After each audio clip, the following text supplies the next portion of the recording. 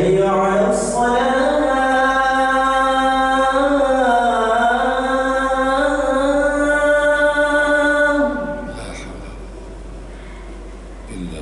حي على الصلاة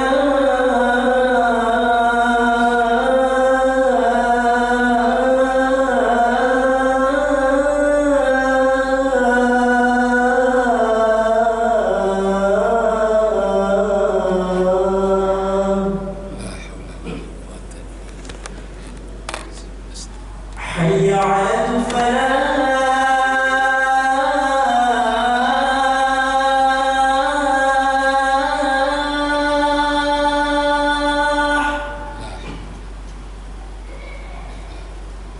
حي على الفلاح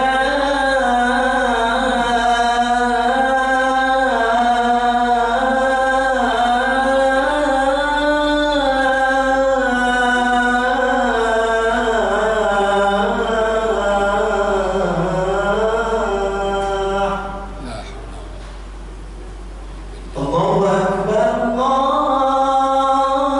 الله أكبر لا إله إلا الله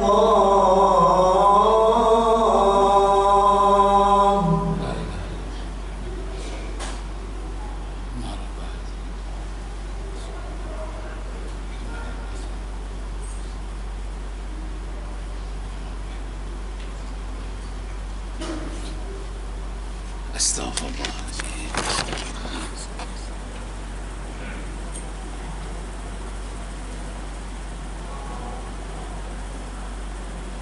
إن الحمد لله نحمده ونستعينه ونستغفره ونعوذ بالله من شرور أنفسنا ومن سيئات أعمالنا. من يهد الله فلا مضل له ومن يضلل فلا هادي له. أشهد أن لا إله إلا الله وحده لا شريك له وأشهد أن محمدا عبده ورسوله. اللهم صل وسلم وبارك على محمد وعلى آله وأصحابه أجمعين. أما بعد، فيا عباد الله أوصيكم وإياي بتقوى الله فقد فاز المتقون. قال الله تعالى في القرآن الكريم: يا أيها الذين آمنوا اتقوا الله حق تقاته ولا تموتن إلا وأنتم مسلمون.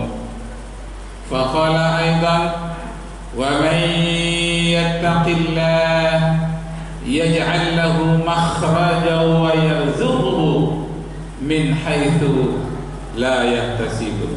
Shadaqallahul azim.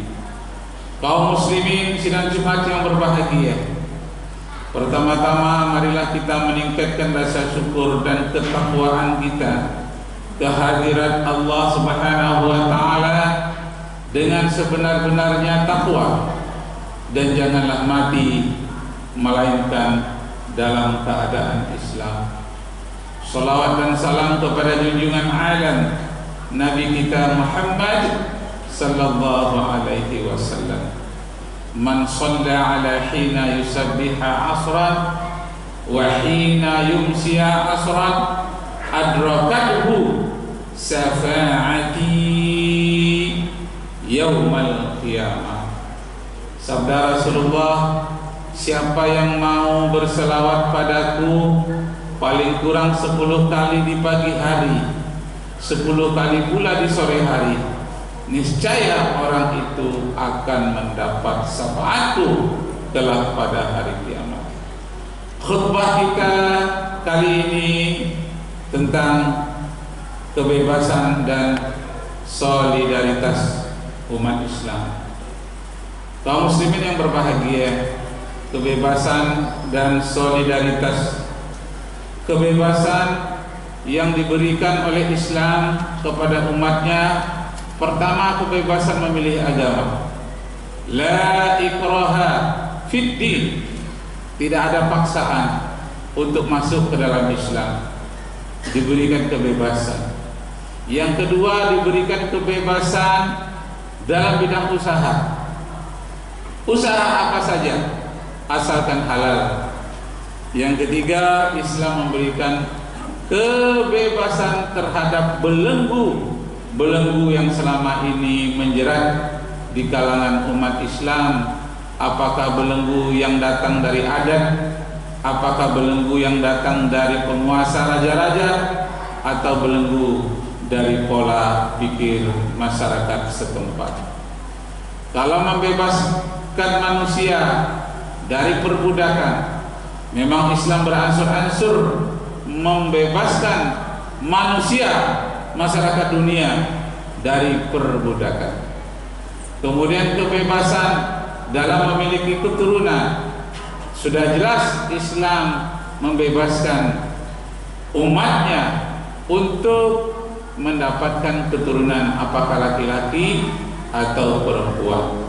Sedangkan sebelum lahirnya Nabi Muhammad SAW, kebanyakan anak perempuan dibunuh hidup-hidup. Anak laki-laki mendapatkan tempat yang terhormat.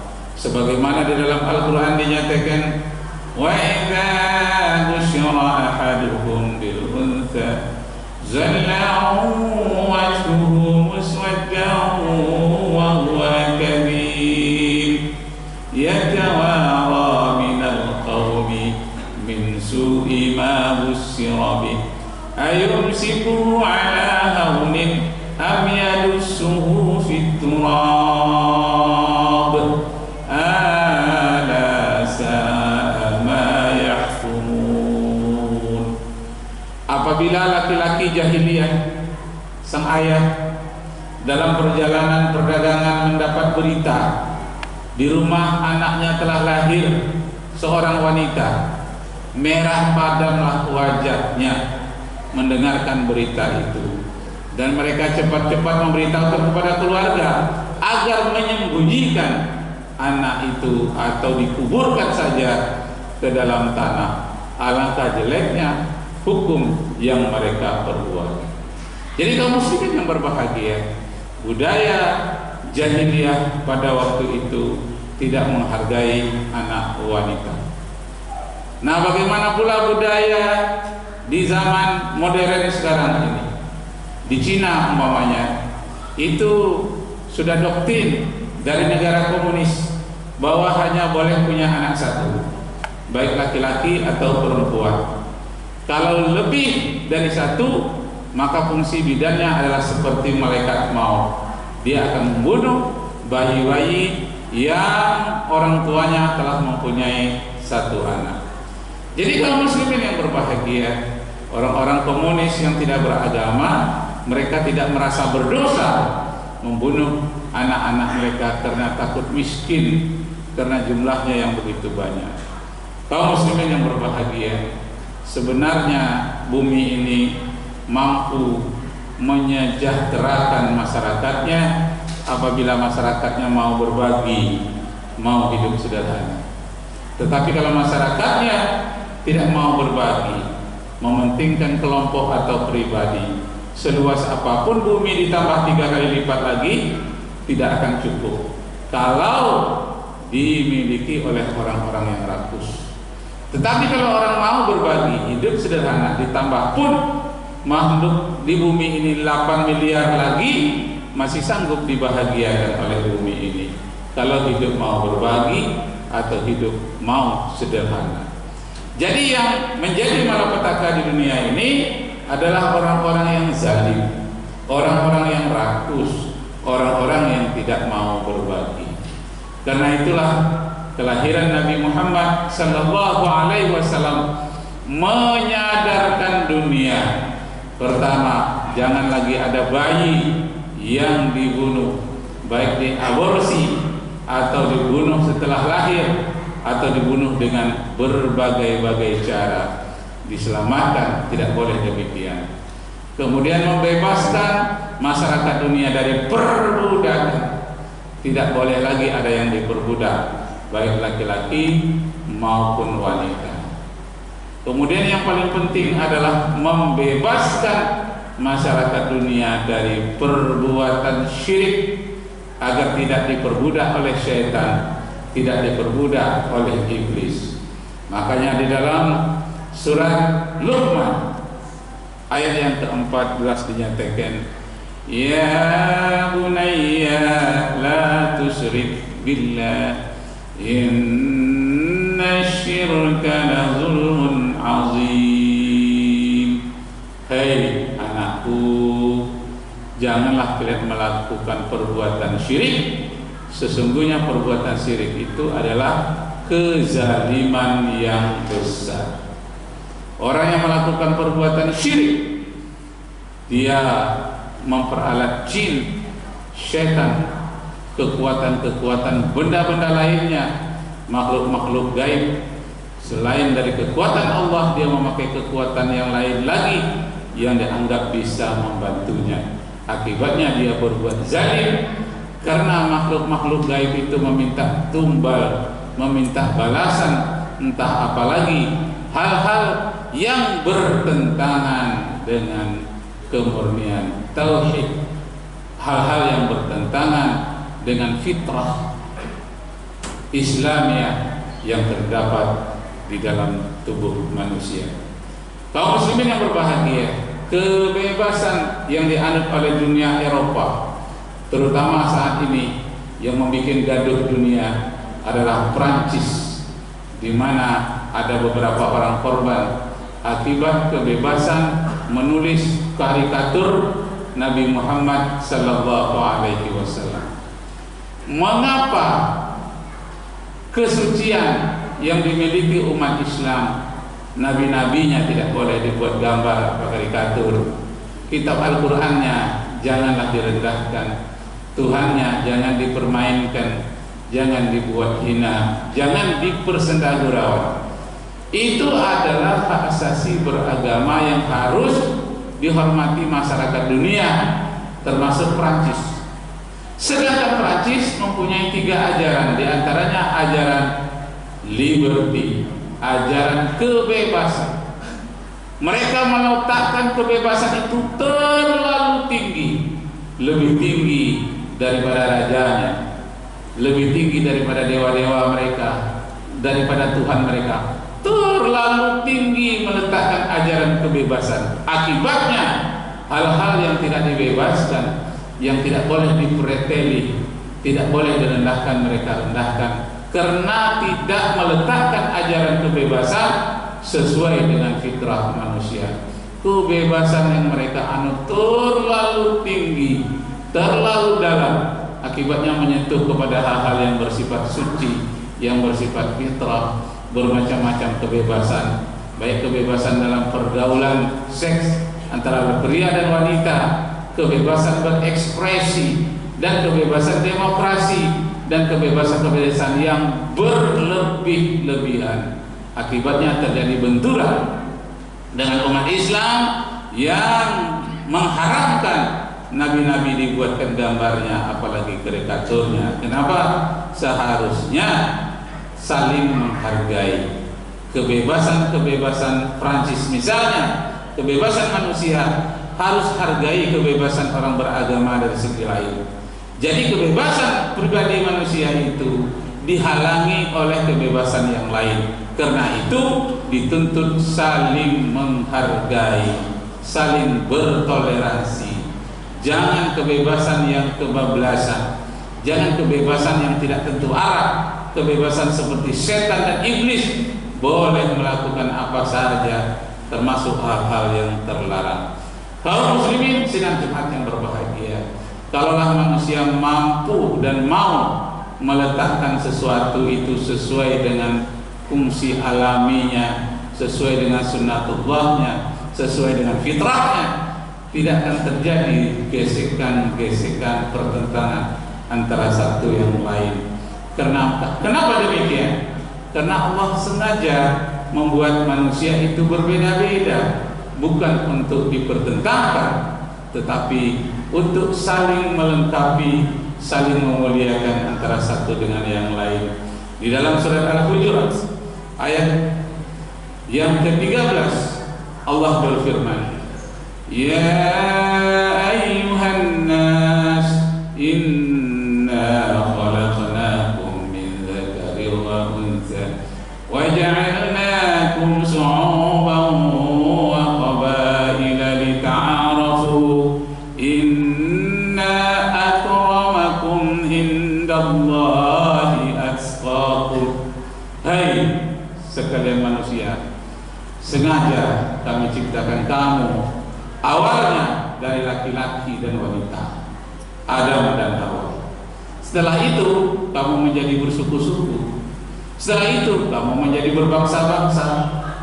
Kamu saling berbeda, dan paling mulia di antara kalian, di antara perbedaan itu yang paling baik adalah yang bertakwa. Takwa ini memelihara diri dari larangan Allah dan memelihara diri dari pergaulan yang tidak baik dengan sesama manusia.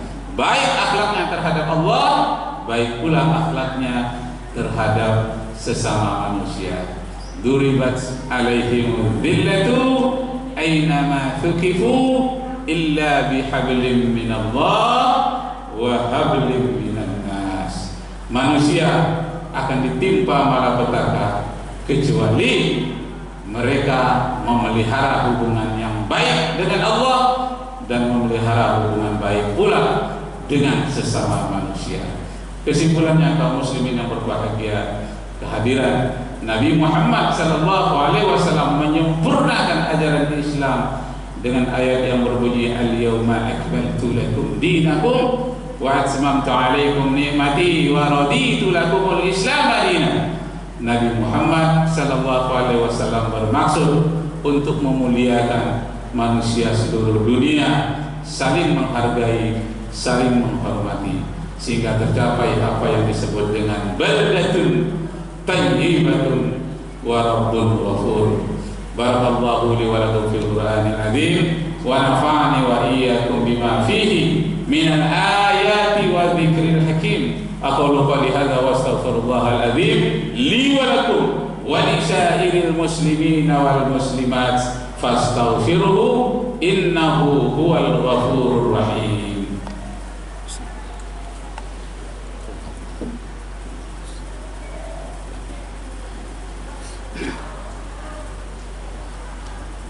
Alhamdulillah ahmaduhu ala ni'amihi al-ghidar wa ashkuruhu ala kisamihi al-midrar. Ashhadu an la ilaha illallah wahdahu la sharika lah wa ashhadu anna Muhammadan abduhu wa rasuluh ad-da'i ila daril qarar. Allahumma salli wa sallim wa barik ala Muhammad wa ala alihi wa ashabihi al-akhyar. Amma ba'du, fa ya ibadallah ittaqullah usikum wa iyaya bittaqwallah faqad fazal muttaqun. Qala Allah Ta'ala fil Qur'anil Karim, ya ayyuhalladzina amanu ittaqullaha haqqa tuqatih wa la tamutunna illa wa antum muslimun. Faqala aidan, inna Allaha wa malaikatahu yusalluna 'alan nabi, ya ayyuhalladzina amanu sallu 'alaihi wa sallimu taslima. Allahumma salli ala Muhammad wa ala ali Muhammad kama sallaita ala Ibrahim wa ala ali Ibrahim wa barik ala Muhammad wa ala ali Muhammad kama barakta ala Ibrahim wa ala ali Ibrahim fil alamin innaka Hamidum Majid. Allahumma ighfir lil mu'minina wal mu'minat wal muslimina wal muslimat al-ahya'i minhum wal amwat innaka sami'un qaribun mujibu da'wat ya qadiyal hajat. Ya Allah, ya Rabbana, jauhkanlah virus-virus dan racun-racun yang menyebabkan kebinasaan di muka bumi ini. Engkau yang menciptakan penyakit, tapi Engkau juga lah yang menciptakan obatnya. Jauhkanlah kami kaum muslimin dari bencana apapun ya Allah. Satu padukan umat Islam seluruh dunia, kami sedang bertanding melawan orang-orang kafir. Rabbana atina fid dunya hasanah wa fil akhirati hasanah wa qina adzaban nar. Ibadallah, innallaha ya'muru bil 'adli wal ihsan wa ita'i dzil qurba wa yanha 'anil fahsya'i wal munkar wal baghi ya'izukum la'allakum tadhakkarun. Fadhkurullaha yazkurkum wad'uuhu yastajib lakum wa la dzikrullahi akbar. Aqimis shalah. Allahu Akbar.